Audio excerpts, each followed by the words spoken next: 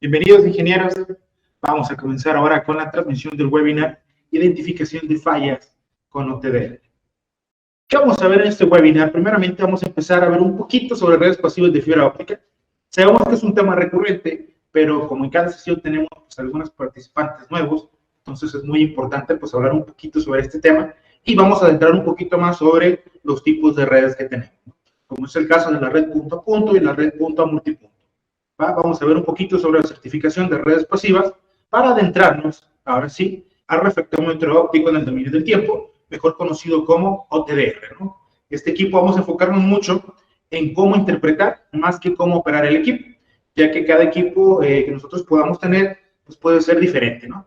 Por ejemplo, nosotros en este caso usamos ShineWave, ¿sí? En un par OTDR, pero puede ser aplicable esta información para cualquier OTDR, ¿no? Entonces nos quisimos enfocar un poquito más en explicarles cómo vamos a interpretar esa traza, que pues, en darles una explicación de cómo vamos a usar este OTDR. ¿Va?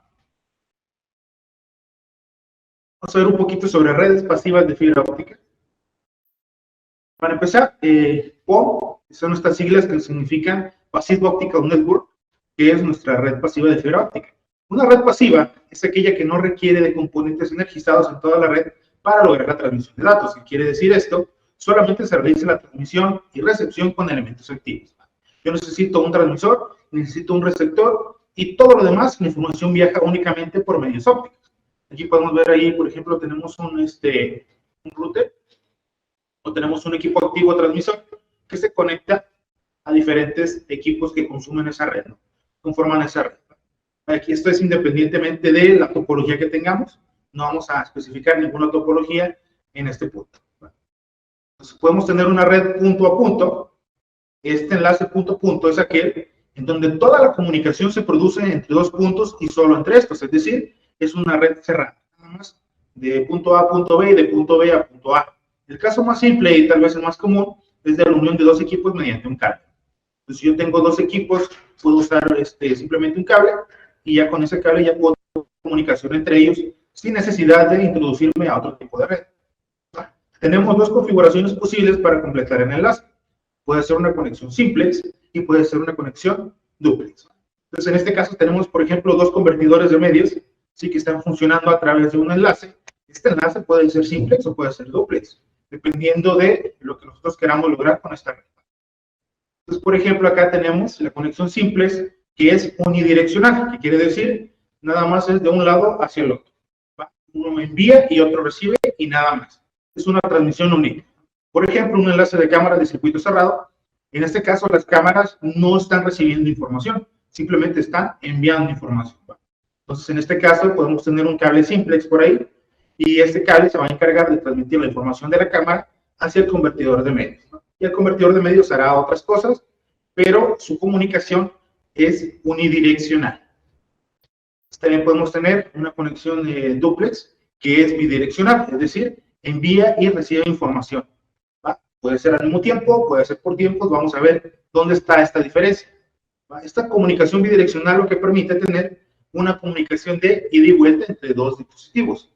La mayoría de redes de computadoras entran en esta clasificación, es decir, es una comunicación bidireccional.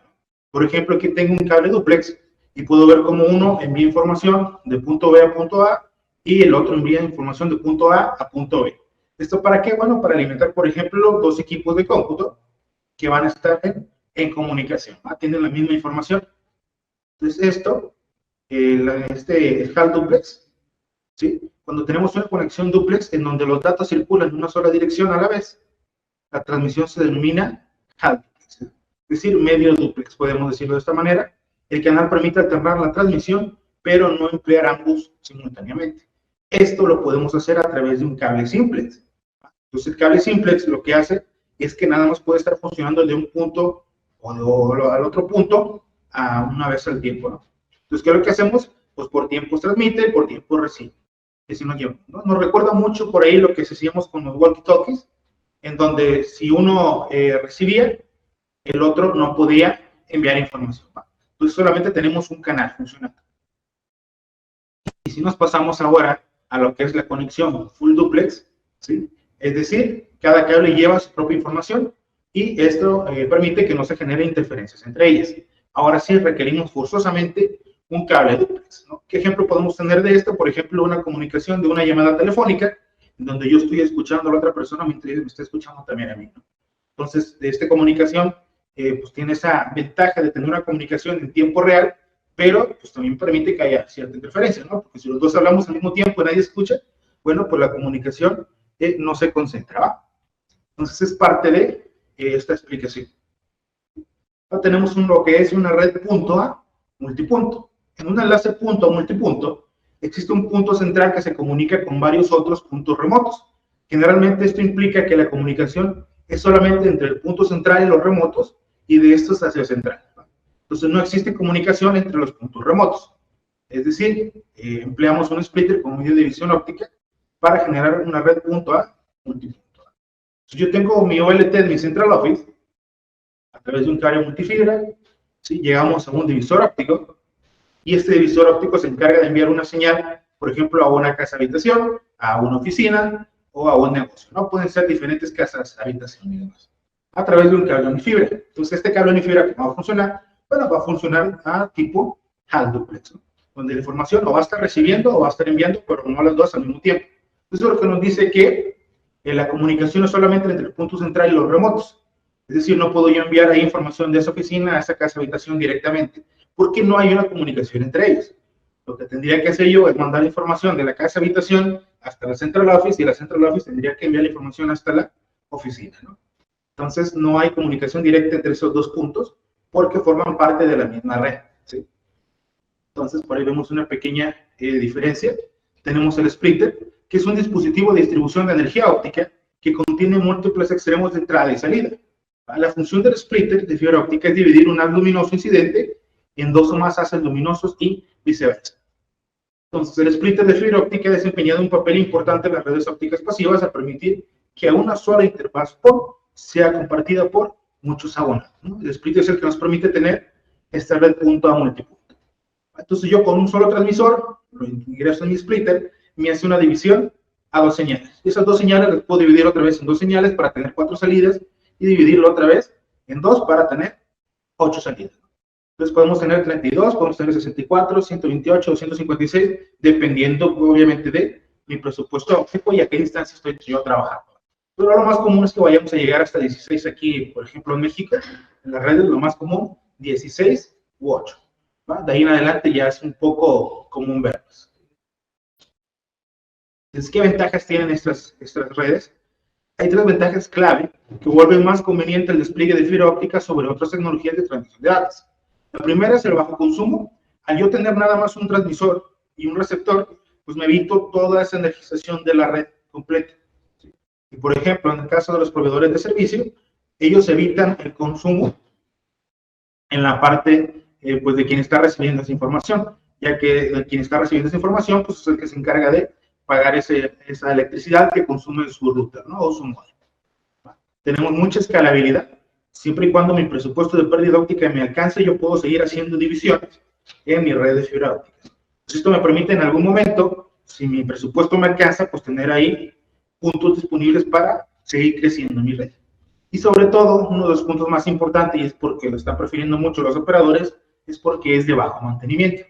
¿Qué quiere decir que es de bajo mantenimiento? Que lo más común es que si yo hago mi instalación de fibra óptica en planta externa, ¿sí? Va a ser la única vez que yo la instale. Lo único que voy a hacer es resolver problemas. Y resolver problemas pues ya no es pues parte de la red, ya es por condiciones externas.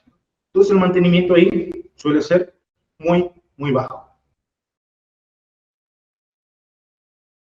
Entonces, en redes de fibra óptica, la tecnología FTTX es un término genérico para designar cualquier acceso que sustituya total o parcialmente a las redes de cobre. El término se acuña del inglés Fiber to the X, siendo X el punto de llegada. Entonces, por ejemplo, yo puedo tener acá mi Central Office, tengo mis cables troncales de distribución y de cometida, y a través de mi red troncal, yo puedo distribuir a diferentes consumos, ¿no? Puedo tener oficinas, puedo tener departamentos, ¿sí? Puedo tener antenas, puedo tener gabinetes, puedo tener ya directamente hacia las casas, ¿no? Entonces puedo tener FTTO, ¿sí? Fiber to the Office, FTTB, Fiber to the Building, así hasta el edificio, El MDU es una unidad habitacional de alta densidad, ¿sí? FTTH, o sea, fibra hasta la antena, ¿sí? FTTC, Fiber to the Core o the Cabinet, es decir, hasta un punto que es parte de las redes HFC regularmente, ¿sí? Lo que conocemos ahí, donde llegamos con fibra hasta ese punto y a partir de ahí se distribuye con cobre, ¿no? Y tenemos FTTX, que ya es fibra hasta la casa, que esa es la tendencia de instalación que estamos teniendo actualmente. El FTTH. Sí, entonces, FTTH, o última milla, se refiere al tramo final de la red que ofrece conectividad a los clientes residenciales, la conexión entre la casa del cliente y el resto de la red. Entonces, los sistemas FTTH corresponden a una aplicación de las redes de última milla. Hay muchas aplicaciones de la red de última milla, como ya vimos, pero FTTH es la tendencia actual de instalación para todos los nuevos servicios. Entonces, si es la conexión entre mi Central Office y mi red de última milla hasta llegar hasta mi casa, ¿no? Lo que conocemos como FTTH. Y hasta aquí quedamos con esta parte de que hablamos de las redes pasivas de fibra óptica. Recordemos que tenemos que ver algunos temas un poquito repetidos, que ya lo hemos visto en otras ocasiones, porque cada webinar tenemos personas nuevas. Entonces, ahora sí vamos a ver un poquito sobre la certificación de redes. ¿Sí? Certificación de redes no es otra cosa más que el proceso en el que yo como instalador o yo como ingeniero corroboro y sostengo que mi red está funcionando correctamente. Entonces puedo tener dos niveles de certificación. El primer nivel, que es la medición de pérdida de la red, en el cual utilizamos una fuente de luz estable y un medidor de potencia. Y el segundo nivel, que es la búsqueda de fallas. Para esta búsqueda de fallas vamos a usar el OTDR. Entonces, si recordamos, en webinars anteriores, si lo pudieron ver, ya tuvimos algo sobre la certificación de primer nivel. Vamos a hacer un repaso rapidito de esta parte para después irnos a lo que es la búsqueda de fallas. Entonces, esta certificación tiene como objetivo comprobar el correcto funcionamiento de la red de fibra óptica, así como descartar la existencia de altas atenuaciones o pérdidas de potencia. Estas mediciones se deben realizar, como siempre, antes, durante y después de la instalación de la red. Antes, para corroborar que mi fibra esté funcionando perfectamente. Durante, para corroborar que durante este traslado o ese proceso de instalación no se está perdiendo ninguna señal, no se está doblando un cable de más, no estamos teniendo ningún problema. Y después de la instalación, cuando ya tenemos la parte ya instalada, para corroborar que efectivamente todo se instaló correctamente, ¿no? Entonces, el instalador debe asegurarse de estas tres cosas.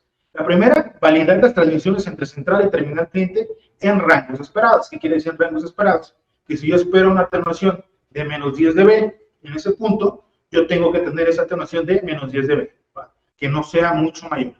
Hay ciertos rangos de tolerancia, pues que ya cada red pues, nos va a ir especificando. Pruebas físicas de comprobación de atenuaciones de componentes instalados. ¿Qué son las pruebas físicas? Puede ser algo tan sencillo como verificar que mi cable no esté teniendo torceduras, ¿sí? Que no tenga compresiones, por ejemplo. Y esto pues, me va a permitir observar si voy a tener yo una atenuación extra, ¿no? Y corregirla en dado caso. También identificación de problemas en la red, degradaciones o daños. Perfectamente, en ocasiones nosotros podemos ver que el cable está bien por fuera, pero en ocasiones no sabemos si por dentro sufrió algún daño, ya sea en el traslado, de que se haya golpeado, por ejemplo, el cable, o se haya comprimido y eso nos haya generado algún problema en una fibra. Entonces, hay cosas que no podemos observar por fuera, pero que a través de la certificación de primer nivel sí podemos corroborar. Entonces, para la certificación de primer nivel, si recordamos acá, tengo mi fuente de luz estable, ¿sí? Con su acoplador. Ahora sí tengo mi enlace óptico, que va a ser mi cable de fibra óptica que voy a analizar, que voy a medir, y con mi acoplador para obtener allá del otro lado mi medidor de potencia óptica, mi OPM.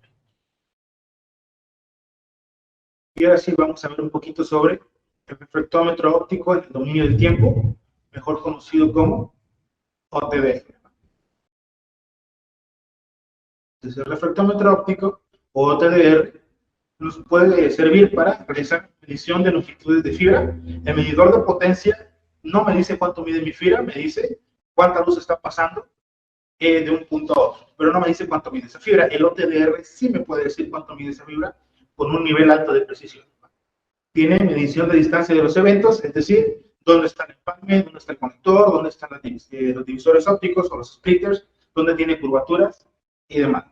Me puede dar un monitoreo del cable en tiempo real, es decir, me puede decir ¿sabes qué? Este cable tiene una alta atenuación en este punto, ¿no?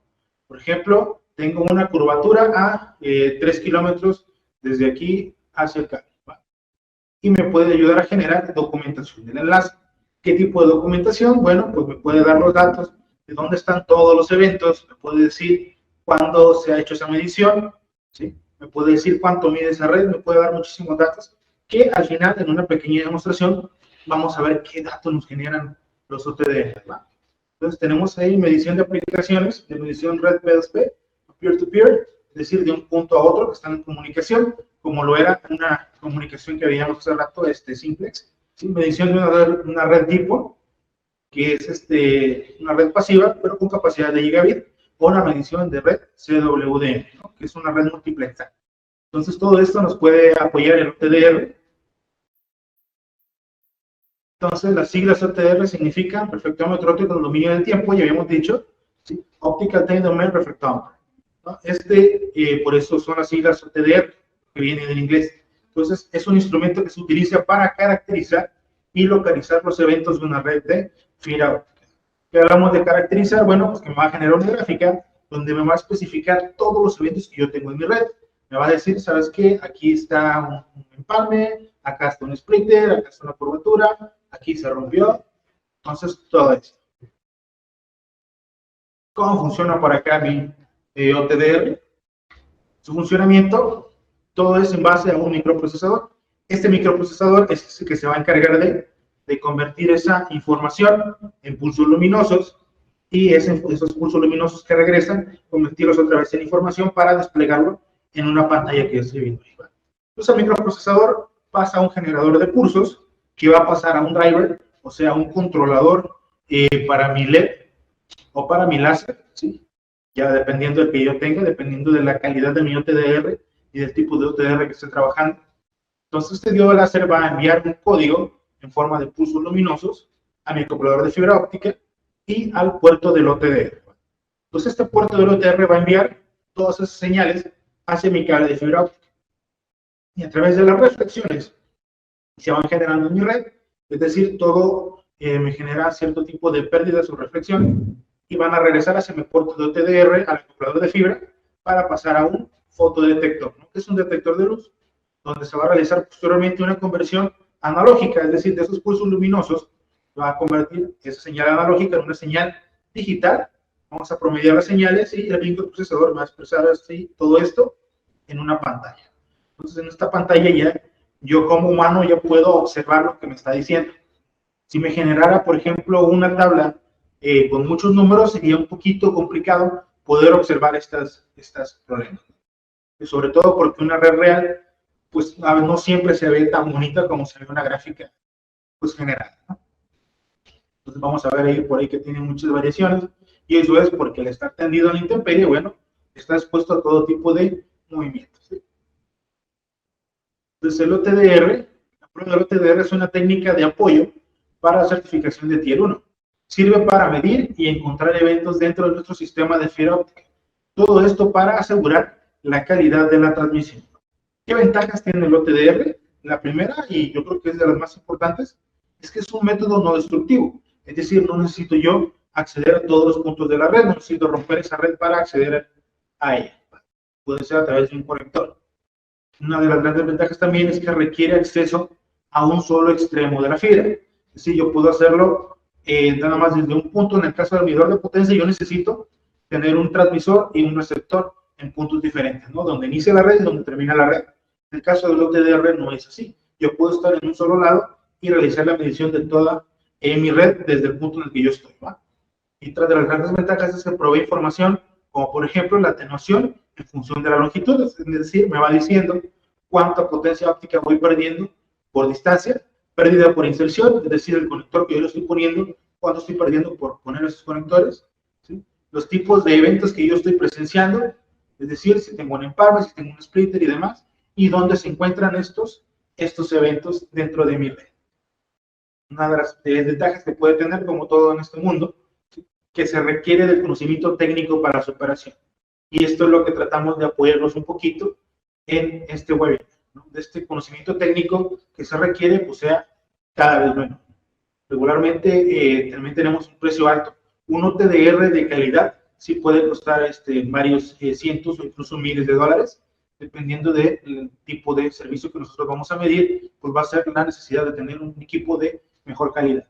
Regularmente para realizar redes de enlaces locales, que son de entre 2 y 10 kilómetros, no se requiere un equipo tan sofisticado, pero aún así sigue siendo un poquito más caro que un medidor de potencia y una fuente de luz.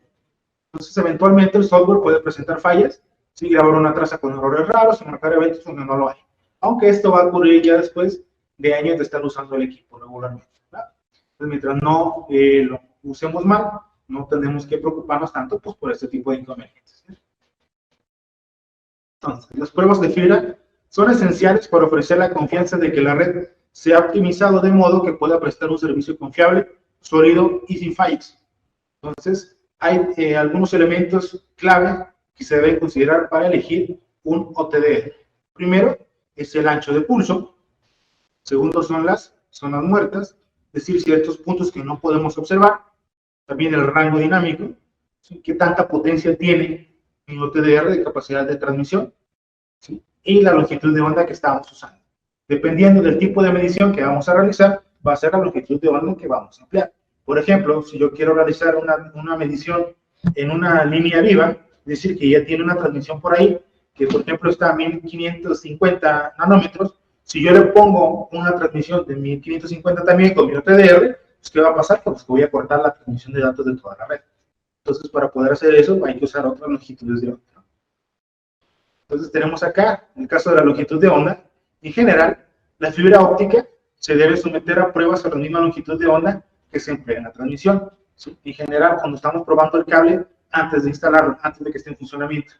Longitudes de onda de 850 nanómetros o 1300 para enlaces de fibra multimodo, longitudes de onda de 1310 y 1550 o hasta 1625 para enlaces de fibra monomodo. Entonces, longitud de onda filtrada de 1625 o 1650 para solución de problemas en servicios de enlaces de fibra monomodo. Entonces, si yo quiero realizar una medición de una red que está en funcionamiento, regularmente esa red de funcionamiento va a estar entre 1310 y 1550 nanómetros. Entonces, ¿qué hago? Utilizo otra longitud de onda, que va a ser la longitud de onda de servicio, que es de 1625 nanómetros. Tenemos también el rango dinámico.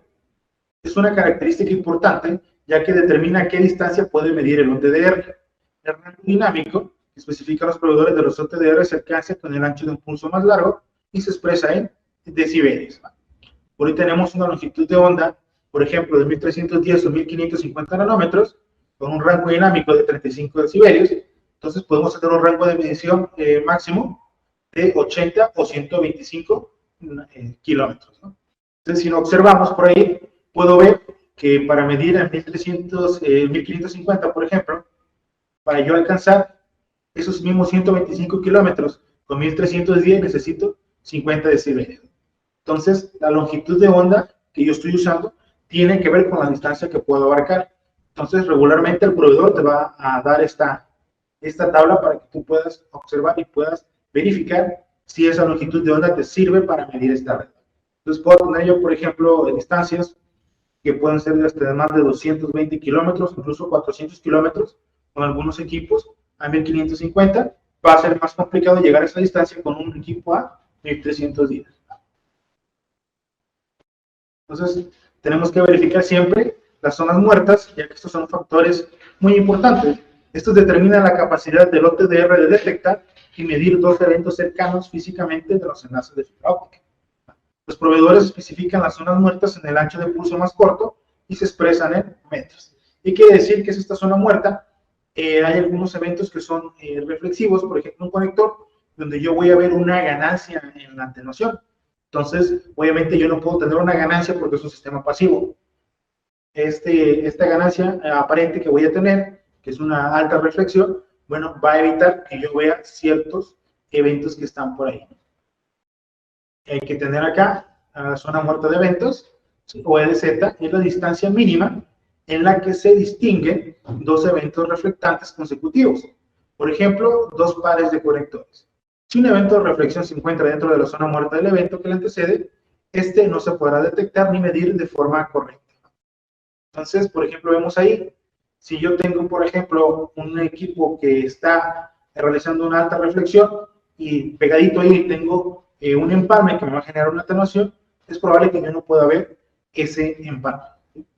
Entonces también tengo la zona muerta de atenuación, que es la distancia mínima después de un evento de reflexión. Por ejemplo, un par de conectores donde se puede medir un evento no reflectante, por ejemplo, un empalme. Tenemos acá que la distancia entre el conector y el empalme es más corta que mi zona muerta, ¿sí? Entonces el OTDR puede detectar el empalme, ¿no? Como vemos por ahí abajo, ¿sí? Pues que sí se alcanza a apreciar esa atenuación que tiene.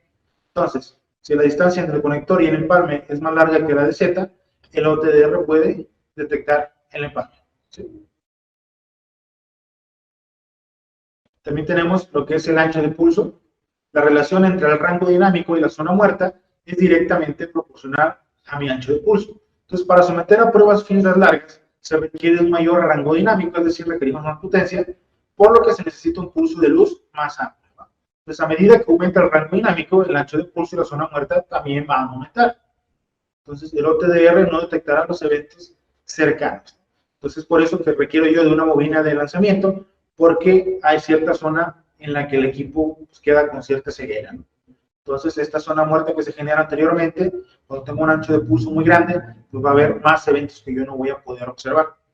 Entonces, en el caso de distancias cortas, se debe utilizar anchos de pulso cortos para reducir estas zonas muertas. Es decir, si yo voy a medir un enlace que mide 2 o 3 kilómetros, bueno, es un ancho de pulso cortito para que este ancho de pulso me permita caracterizar la mayor cantidad de eventos en mi red. El ancho de pulso se especifica en nanosegundos o microsegundos. Vamos a ver un poquito ahora sí sobre la identificación de fallas con el TDR. Una vez que nosotros logramos hacer la conexión, vamos a tener dos tipos de eventos. Los primeros son los eventos reflectivos y los eventos en los que una cantidad de luz es reflejada provocada por la diferencia de índices de refracción de los dos materiales. Entonces, aquí, ¿qué podemos tener? Empalmes mecánicos, conectores, finales de fibra y rupturas. Donde yo tenga una superficie plana, me va a generar una alta reflexión. Por ejemplo, en el empalme mecánico, donde yo estoy uniendo fibra con fibra directamente, simplemente están en contacto, voy a tener una alta reflexión, que se va a expresar por ahí en mi gráfica como un incremento aparente. Es como si yo tuviera una ganancia, como si mi potencia aumentara, pero sabemos que esto no puede ser posible. Esto lo vamos a tener ya dado como un evento reflectivo. Yo ya tengo los eventos no reflectivos. Estos son puntos en donde existe cierta pérdida óptica, pero no reflexión de luz. Esto puede ser un empalme por fusión, es decir, la luz simplemente se pierde un poquito. Puede ser un splitter. En el splitter me voy a dar cuenta cuando haya uno porque es una caída muy fuerte que vamos a observar. ¿Sí? Podemos tener macro y micro curvaturas que pueden ser caídas muy pequeñitas. E incluso podemos llegar a ver, cuando tenemos diferentes curvaturas en nuestra red, que es muy común cuando está desplegado al exterior, vamos a ver cómo voy a tener va a aparecer una onda más que una pequeña caída. Entonces tenemos acá, para identificar los eventos, los pulsos se encuentran en eventos reflectivos, o de Fresnel, y de difusión, de Rayleigh. ¿Sí? Es una fracción del pulso regresa al puerto de emisión, como ya hemos dicho, ¿no? Entonces la señal que regresa es proporcional a la potencia del pulso y varía en función del evento. Entonces aquí en mi dispersión de Rayleigh tenemos atenuación debido al material de la fibra, ¿sí? O un empalme por fusión. Siempre vamos a ver cómo mi gráfica de OTR va a ir en caída desde donde empieza, va a empezar arriba y va a terminar un poco más abajo. Esto es porque la misma fibra tiene una pérdida intrínseca, es decir, va perdiendo potencias conforme pasa la distancia. Y tenemos acá la reflexión de Fresnel, que puede ser un conector, un empalme mecánico o una ruptura de la fibra. ¿Sí? Una ruptura de la fibra me voy a dar cuenta porque vamos a tener ahí una subida muy fuerte, seguido de una caída y una línea de ruido.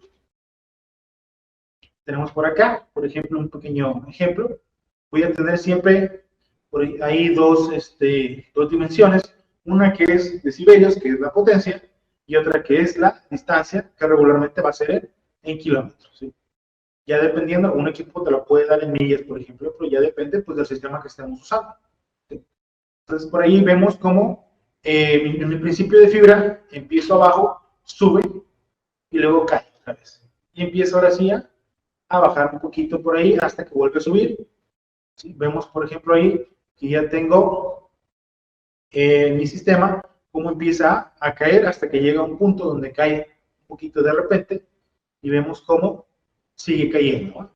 Entonces, cada vez que yo veo que sube, es una alta reflexión. Entonces, un conector, ¿sí? O pues, algún elemento plano que genere una alta reflexión. Y puedo tener por ahí mis empalmes, mis curvaturas. Vemos cómo van subiendo y bajando. Entonces, por ejemplo, por ahí yo tengo una subida seguido de una línea de ruido que sigue siendo más o menos legible. Eso puede ser debido a una fisura. Es decir, está escapando algo de luz por ahí, pero es suficiente para continuar transmitiendo. Entonces, por ejemplo, me decían algunos ingenieros en otros cursos, ¿cómo es que si yo tengo paso de luz a través de un verificador de falla visible, cómo es que no tengo pues, transmisión de datos? Es decir, oye, si está pasando la luz, ¿por qué no tengo datos? Puede ser debido a una fisura, donde sigue pasando la luz, pero esa luz pasa pues, con ciertas deformaciones que no me permiten completar mi enlace. Entonces voy a llegar hasta el punto donde yo tengo mi final de fibra, una alta reflexión y una caída estrepitosa, donde voy a ver posteriormente una gráfica que no tiene ningún sentido, solamente ruido. Es el OTDR tratando de interpretar lo que está pasando ahí, pero no hay nada que interpretar. Entonces, seguimos acá con nuestro webinar de identificación de fallas con OTDR. Para esto, nosotros ya tenemos preparada una medición de una red. Naturalmente no podemos hacerlo en vivo porque si hacemos una medición en nuestra línea viva, pues nos vamos a quedar sin internet en este momento y tendríamos que cortar la transmisión del webinar. Entonces nos adelantamos un poquito para traerles esta medición de la traza. Sí, permítame un momentito, vamos a hacer un pequeño cambio por aquí en los equipos que estamos emitiendo. Vamos a cambiar de la presentación a la medición de un sistema que ya tenemos por acá guardado. ¿Se recuerdan toda la información que les había compartido que nos daba el OTDR? Bueno, existen equipos que nos permiten realizar este tipo de mediciones, ¿sí? Y nos permiten extraer la información. Entonces, me ayudan por ahí, ya se aprecia en la pantalla. Vamos a hacer un pequeñito cambio. Acá está. Vamos a compartir pantalla. ¿Sí? Y debe de estarse transmitiendo ahora. ¿Se aprecia bien, ingenieros? Sí, ya se ve, ¿verdad? Muy bien. Acá tenemos, a través de nuestro OTDR, pudimos obtener esta medición. Hasta ahora esta medición no le he realizado ningún movimiento, pero sí nos permite observar lo que está pasando dentro de nuestra red, ¿no? Por ejemplo, lo introducimos de acá, desde los parámetros, donde me da un rango de 20 kilómetros, es decir, sabíamos que en esta red que íbamos a medir no medía más de 20 kilómetros, entonces usamos este rango para que nos diera cierta medición precisa, ¿no? Si yo lo hubiera dicho ahí que era de 200 kilómetros y mi red era menor a estos 200 kilómetros, me iba a quedar una zona, por ejemplo acá, que va a ser simplemente ruido, ¿no? Entonces, si yo le doy aumento por acá al ruido, voy a poder observar que no tiene ningún sentido práctico, ¿sí? Es decir, simplemente me está diciendo, hay algo ahí, no sé qué es, y en este caso, pues simplemente va a ser aire, ¿sí? Entonces, aquí me dice que mi ancho de pulso fue de 300 nanosegundos, ¿sí? ¿Por qué a este tiempo? Porque en este tiempo me permite a mí observar, pues un tiempo muy corto, me permite observar la mayor cantidad de eventos posible. ¿Sí?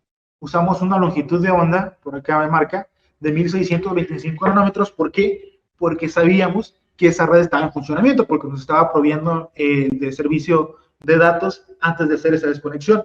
Entonces, si yo usaba una longitud de onda de 1310 o 1550 nanómetros, pues iba a cortar a los servicios de, no solamente de nosotros, sino de toda la red. Íbamos a dejar sin red a media ciudad, entonces evitamos usar ese tipo de longitud de onda. Ya me da otros datos como la pérdida de inserción, pérdida de retorno y demás, ¿no? Entonces, la potencia que estábamos usando.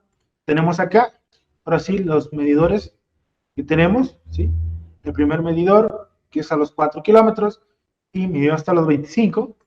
Información de la fibra, la longitud total que me alcanzó a medir aquí fue de 4.5 kilómetros y una pérdida total de 22.66 decibelios, que está dentro del rango normal de servicio.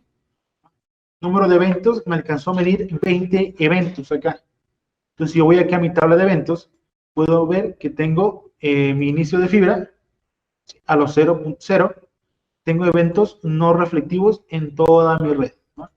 Que si observamos ahí en la tablita, no se observan tanto. Ahorita vamos a ver, por ejemplo, en el primer evento no reflectivo, vamos a ponerle un poquito de aumento acá, que aquí yo tengo en esta distancia mi bobina de lanzamiento, ¿sí? Y tengo mi primer conexión, donde voy a tener una alta caída. ¿Se acuerdan que les decía que todos los eventos generaban algunas caídas? ¿Sí? Entonces, todo esto que vemos aquí de curvas que suben y bajan, pero que si le observo yo a larga distancia, ¿sí? Lo veo por acá, voy a observar que pues, son más o menos consistentes, ¿no? Dentro de un rango.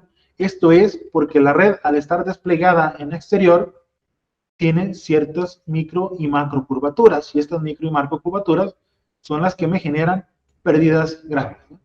Entonces, por ejemplo, acá yo puedo observar cómo aquí me indica que yo tengo un empalme. ¿Se acuerdan de este rango dinámico y esta zona muerta?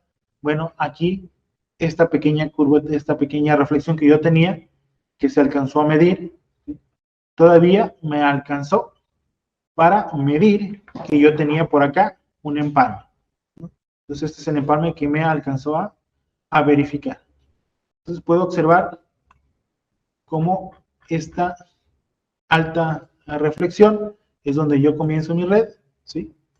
Puedo proseguir por mi red, tengo una caída bastante fuerte a mis 600 metros, ¿sí? ¿Y esto por qué será? Mi bobina de lanzamiento era de medio kilómetro, es decir, de 500 metros. Entonces, a los 128 metros, yo tengo una caída muy fuerte. ¿A qué creen que se deba esto? Precisamente a que ahí es donde estaba el splitter que nos estaba alimentando nuestra red. Entonces, al yo tener este splitter acá, es que tengo esta caída tan fuerte. Es un evento completamente normal.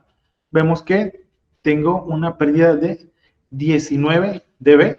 Prácticamente la mayor cantidad de pérdida está aquí, ¿sí? Y es lo esperado, ya que este era un splitter, si no me equivoco, de 1/16.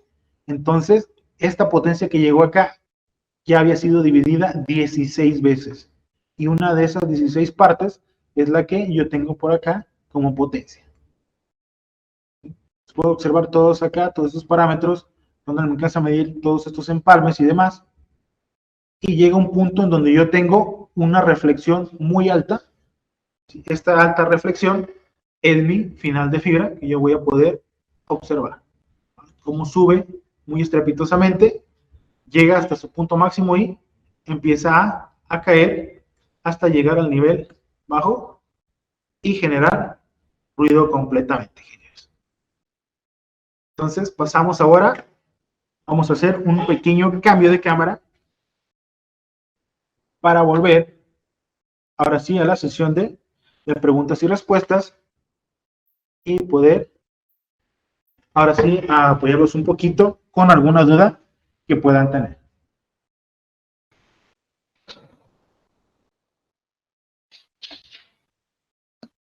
Vamos a la primera pregunta. No sé si me están escuchando. ¿Qué significa CWDM, ingeniero? Es Crosswave Division Multiplexing, que es una multiplexación por longitudes de onda.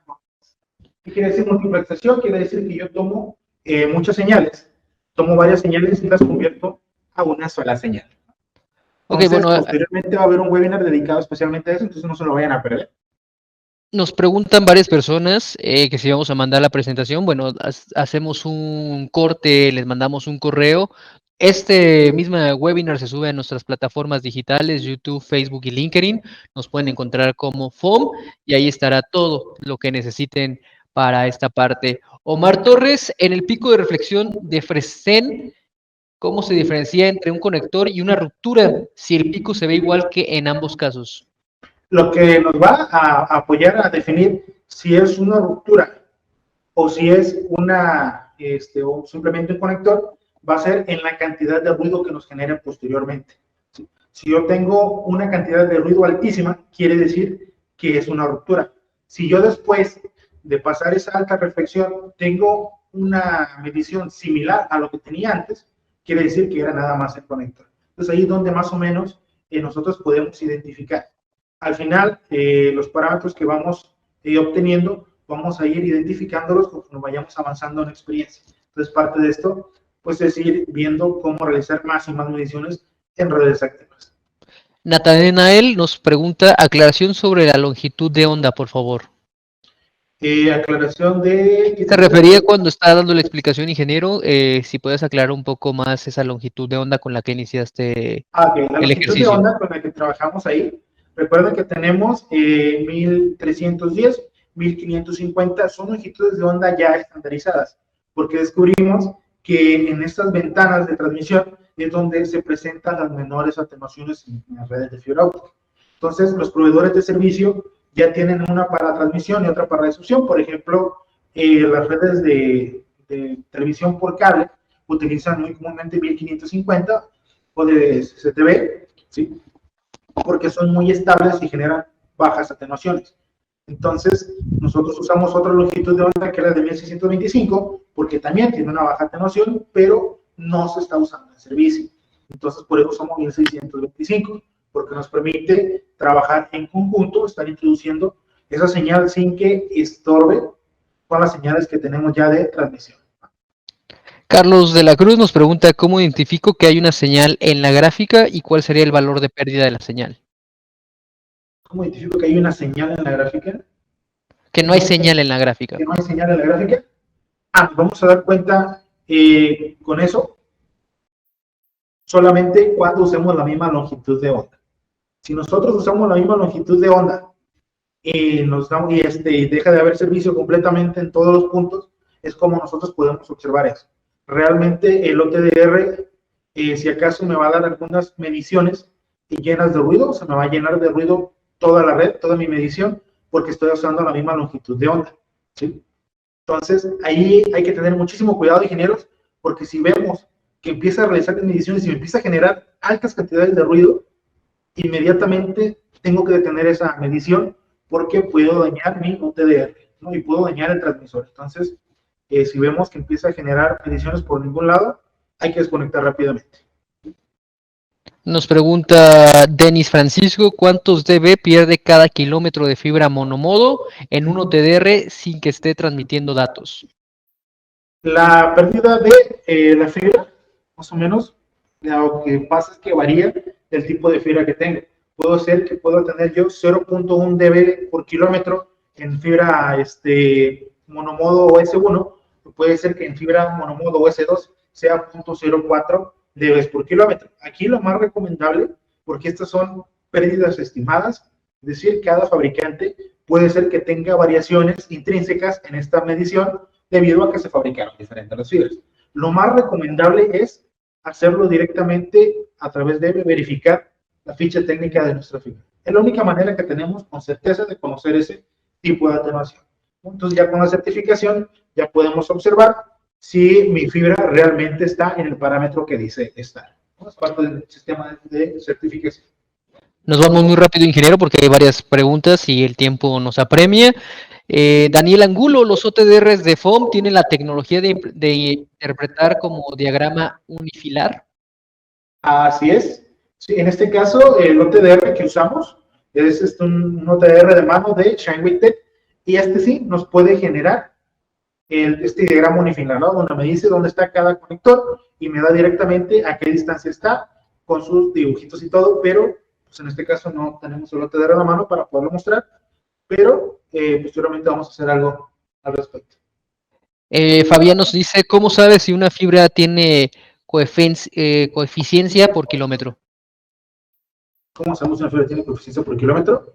Creo que es muy similar a la que habíamos visto anteriormente. Eso ya depende de que el fabricante nos esté diciendo y que coincida con la medición que estamos realizando. Ok. Carlos de la Cruz, ¿cuál es el valor óptimo de la señal? Qué buena pregunta, debido a que esto es, el valor óptimo depende de lo que yo estoy haciendo con esta red.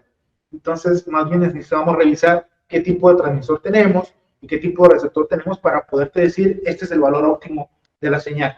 Depende mucho del equipo que yo estoy usando. Puede ser que mi equipo sirva para 10, menos 10 dB, o puede ser que mi equipo sirva para menos 20 dB. En esos casos, el valor óptimo sería ese que me está indicando el equipo. Varias preguntas sobre nuestras redes sociales, se las repetimos tanto en Facebook, LinkedIn como en YouTube. Nos pueden ubicar como FOM, Fibras Ópticas de México. Más preguntas. Ed Michel, solo la longitud de onda de 1625 es la única que se puede realizar mediciones en una fibra con servicios activos. Así es, Michelle. Esa longitud de onda está reservada por normativa para mediciones en redes con servicio. ¿Sí? Igual por correo les podemos compartir ahí qué normativa es la que aplica, no recuerdo exactamente qué norma, pero sí es la única que está disponible para mediciones de servicio. Raúl García nos comenta, ¿las vibraciones en una mina o cantera de explotación afectan a la fibra óptica? Así es. Todo, lamentablemente, todo lo que nosotros le hacemos a la fibra le afecta en atenuación. Si yo sacudo un cable de fibra óptica, me va a generar atenuaciones. Entonces, cuando estamos trabajando en una mina donde está lleno de vibraciones, donde está lleno de condiciones, por ejemplo, de aumento de temperatura o de bajas temperaturas, dependiendo de dónde estemos trabajando, todo eso me va a generar ciertas atenuaciones.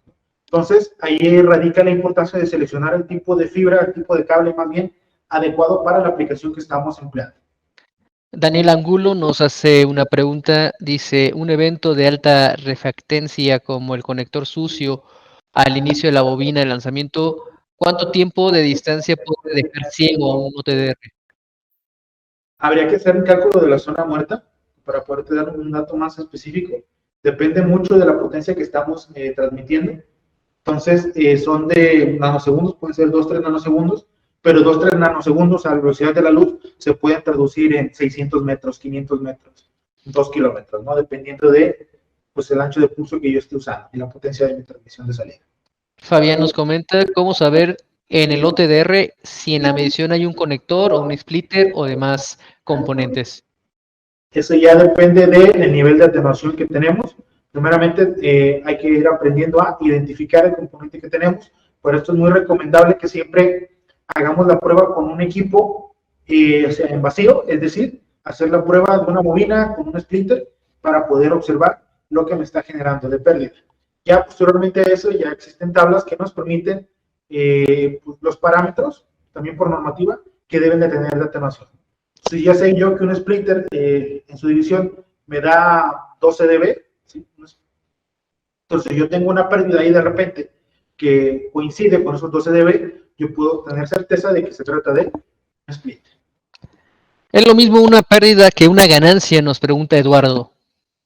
Claro que no. Una ganancia sería que aumenta mi potencia dentro de mi red. Entonces, yo no puedo tener un aumento de potencia porque es un sistema pasivo. Y eso querría, al tener un aumento de potencia, querría decir que yo tengo un amplificador. Entonces, con mi red es pasiva, no puedo tener amplificadores. Al final, los dos me van a generar una atenuación, ¿sí? Pero el OTR me lo va a expresar como una ganancia y es como yo puedo ver esa alta reflexión ahí en mi OTR que me va a especificar pues, que es un conector.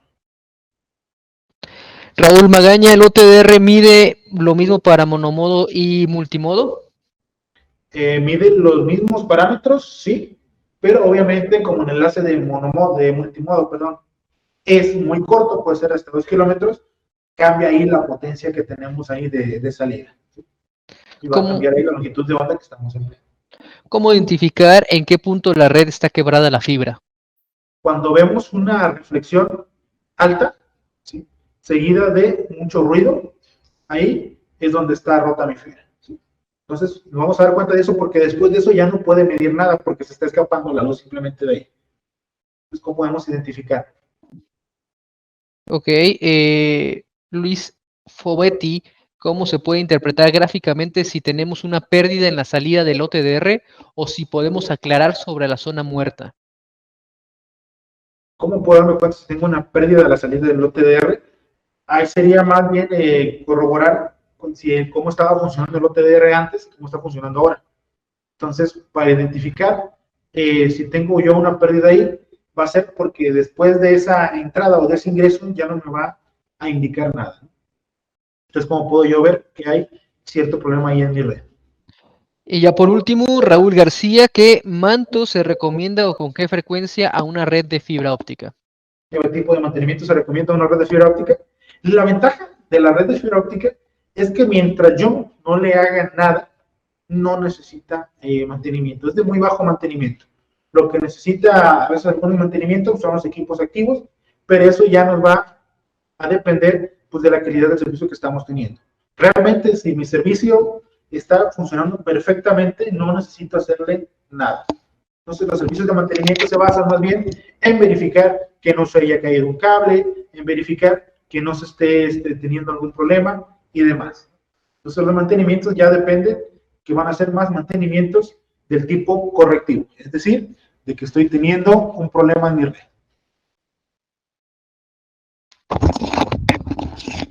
Entonces, ¿algunas dudas? Perfecto, no son las únicas dudas que tenemos, ingeniero. Digo, pueden seguir contestando ahí. Nos llega una, ¿cómo se ve gráficamente una ganancia de potencia en un OTDR? Como se ve gráficamente una ganancia de potencia, es cuando tenemos un pico que yo tengo aquí mi atenuación, mi cierto nivel de atenuación, y de repente tengo una subida abrupta. Esa subida abrupta es el pico de ganancia, que es la alta reflexión. Sería todo, ingeniero. ¿Puedo ir con la presentación con vos? Claro que sí. Agradecemos mucho a nuestro ingeniero de soporte y servicio, ingeniero Ricardo Cibrián.